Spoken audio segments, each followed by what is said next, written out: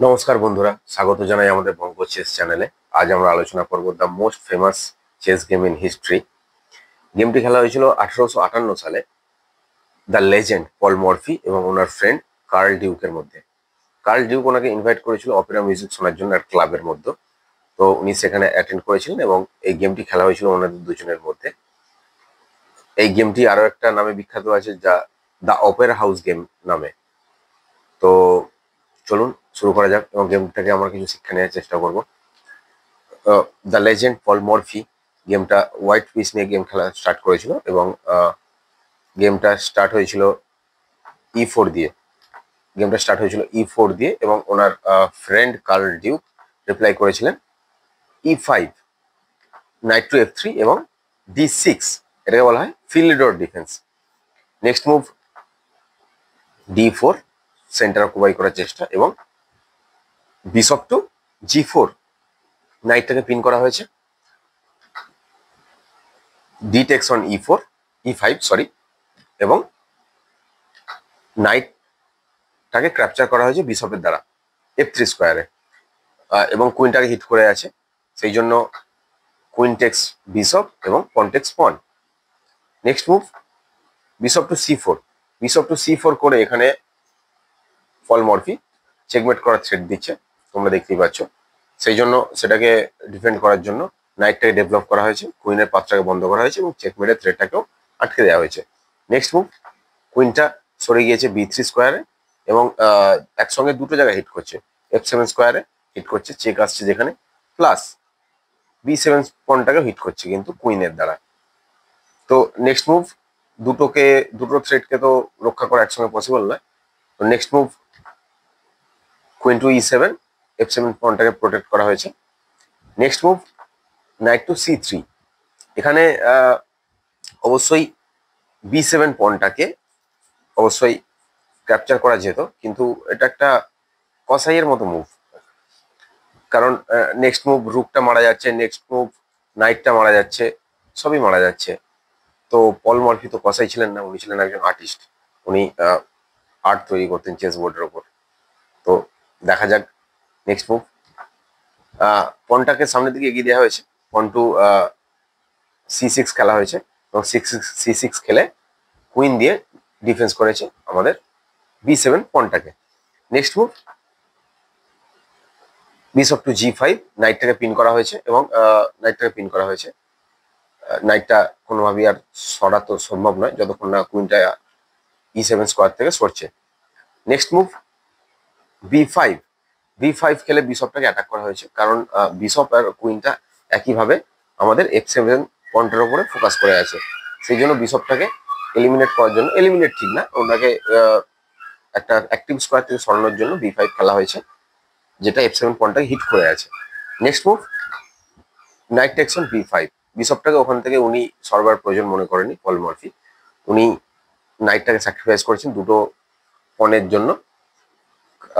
Next move pawn takes knight এবং bishop takes knight plus check, রাজার উপরে check আছে, নাইট দিয়ে ডিফেন্স করা হয়েছে, বি নাইটটাকে দিয়ে ডিফেন্স করা হয়েছে। এবং নেক্সট মুভ অবশ্যই কুইন সাইড ক্যাসেল করে, কিন্তু নাইটটার ওপর ডবল অ্যাটাক আছে, অবশ্যই বিশপ দিয়ে অ্যাটাক আছে, প্লাস রুক দিয়েও অ্যাটাক রয়েছে আমাদের নাইটটার ওপরে। নেক্সট মুভ অবশ্যই রুকটা D8 স্কোয়ারে এসে নাইটটাকে ডিফেন্স করেছে।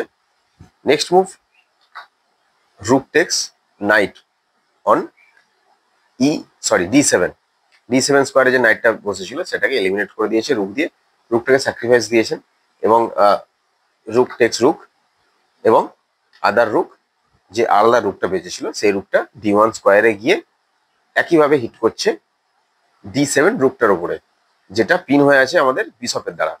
এই যে বিশপটা পিন করে আছে, কারণ রাজা আছে সামনে, হিট করে আছে ডবল। অবশ্যই কুইন ডিফেন্স করে আছে রুকটাকে, প্লাস কিং ডিফেন্স করে আছে, প্লাস নাইট ডিফেন্স করে আছে, কিন্তু অ্যাকচুয়ালি নাইটটা ডিফেন্স করে নেই, কারণ নাইটটা পিন হয়ে আছে, এখানে একটা বিশপ বসে আছে, অবশ্যই সেটাকে ভুলে গেলে চলবে না। তো নেক্সট মুভ কুইনটাকে সামনের দিকে এক স্টেপ এগিয়ে দিয়ে E6 স্কোয়ারে এগিয়ে দিয়ে কুইন এক্সচেঞ্জ করতে বলেছে। কুইন এক্সচেঞ্জ দেখতেই পাচ্ছি আমরা, কুইনটা এক্সচেঞ্জের অফার আছে, প্লাস নাইটটাও আনপিন হয়েছে, কারণ এখানে আর কুইনটা নেই, এখানে মানে E7 স্কোয়ারে কুইনটা আর বসে নেই, যেখানে বিশপটা হিট করছিল সেই জায়গায় সরে এসছে। প্লাস এই রুকটাকেও যদি কোনোভাবে বিশপটা ক্যাপচার করে, তাহলে এই নাইটটা দিয়ে অবশ্যই ক্যাপচার করা যাবে, সেই জন্য। তো নেক্সট মুভে আসছে বিশপ টেক্স রুক অন D7।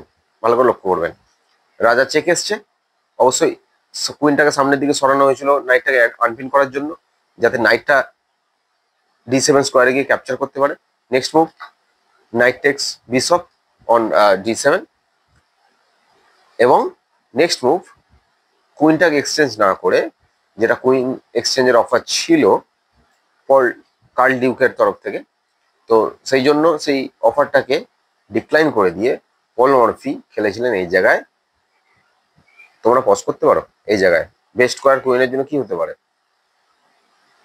আর যারা পজ করতে চাও না, তারা নেক্সট মুভ আমি দেখিয়ে দিচ্ছি, তারা অবশ্যই দেখো। Next move queen to B8 check. Can you believe? বিশ্বাস করতে পারছো কি তোমরা? কুইনটা স্যাক্রিফাইস করা হয়েছে, একটাই মুভ, কুইনটাকে অ্যাকসেপ্ট করতেই হবে, এছাড়া কোনো উপায় নেই। রাজার চেক আছে কুইনের দ্বারা, রাজা চেক আছে, রাজা কোনোভাবেই সামনের দিকে সরানো সম্ভব নয়, কারণ আমাদের বিশপটা E7 স্কোয়ারটাকে ধরে আছে। একটাই উপায় আছে, কোনো কিছু দিয়ে গার্ড করাও সম্ভব নয়, একটাই উপায় আছে, নাইটটাকে দিয়ে মেরে দেওয়া। সেই জন্য নাইটটা কুইনকে ক্যাপচার করেছে B8 স্কোয়ারে গিয়ে, এবং নেক্সট মুভ চেকমেট তোমরা দেখতেই পাচ্ছ। অবশ্যই আমরা সেটাকে একদম স্লো মোশনে যদি দেখাই, একদম সেইখানটা রুকটা D8 স্কোয়ারে গিয়ে চেকমেট করছে ব্ল্যাক কিংকে। দেখুন সব পিস আউট হয়ে গেছে বোর্ড থেকে, শুধুমাত্র এই বিশপটা গার্ড করে আছে এই রুকটাকে, প্লাস রুকটা চেক দিয়েছে রাজাকে, চেকমেট হয়ে আছে আমরা দেখতেই পাচ্ছি। খুবই সুন্দর একটা গেম, এটা খুবই ফেমাস, আমাদের most famous chess game in history এই হিসাবে। আর সালটা ছিল 1858 সালে। এটা একটা পল মরফিকে ট্রিবিউট দেওয়ার জন্য অবশ্যই গেমটাকে বিখ্যাত করে দেওয়া হয়েছে। আশা করছি তোমাদের ভালো লেগেছে। আমরা নেক্সট আবার কোনো গেম নিয়ে তোমাদের সামনে আসবো। ভালো থাকবেন, পাশে থাকবেন, অবশ্যই আমাদের চ্যানেলটাকে প্লিজ সাবস্ক্রাইব করে দিন, পাশে থাকুন। আমরা আরো বাংলা ভাষাতে আরো অনেক ভালো ভালো দাবাটাকে নিয়ে এসে আমরা আলোচনা করব, এবং দাবাটাকে আমরা প্রমোট করব। অবশ্যই তোমাদের সাপোর্ট আমার চাই, প্লিজ সাবস্ক্রাইব করে দিও, পাশে দেখো, বাই।